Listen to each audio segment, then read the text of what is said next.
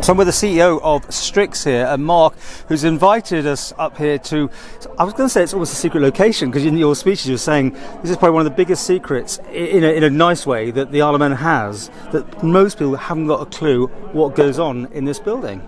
No, that's true. I mean, it's a small manufacturing site. You know, it makes over 500 million components every year with around 39 people.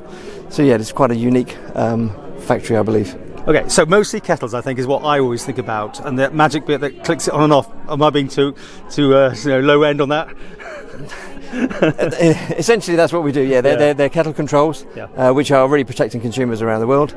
Today, we actually sell those kettle controls to around 40% of the world market, and around 70% of people in the UK are actually using a Strix control, but they probably don't realise that.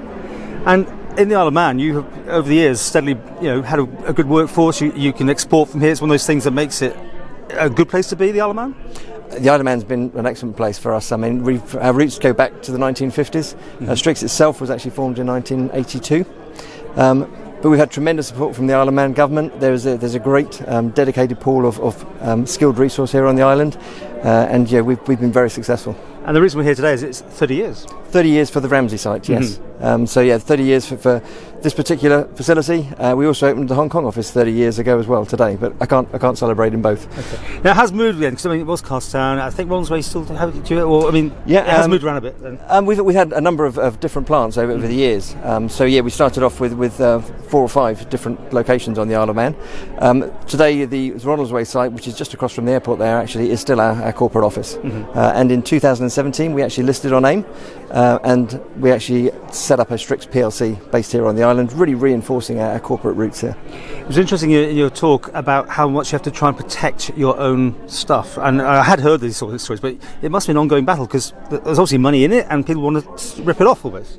We spend a lot of we have a lot of focus on sort of IP and safety actions, to be honest, as well. So there are a lot of copyist type players in our marketplace, and whenever we see those in the market, certainly in any volume, we will find different ways to protect our market and to protect our own products.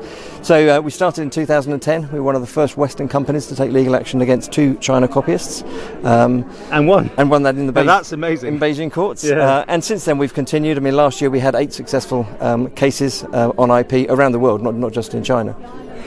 Is there much growth out there? I mean, surely everyone's got a kettle by now, haven't they? No, there was about 196 million kettles sold last year, and 35% of households currently have an electric kettle. So around 1 in 3 people have an electric kettle, so plenty of room for growth and plenty of room for expansion for Strix. And what about technology? Do you have to always look ahead to the next thing, the next way it's going to be done? No, definitely. So we have, if you look at the products we produce here, they have changed a significant amount over the years. We're always trying to find new materials, new technologies to improve the specifications, to drive cost out of the products.